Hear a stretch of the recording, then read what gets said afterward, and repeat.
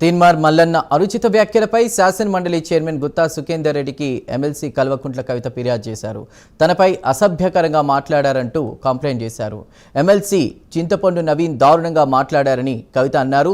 తాను ఎప్పుడు తీన్మార్ మల్లన్ని ఒక్క మాట కూడా అనలేదన్నారు. నిన్న తీన్మార్ మల్లన్న మాట్లాడితే ఇప్పటి వరకు సీఎం కనీసం స్పందించలేదని అన్నారు.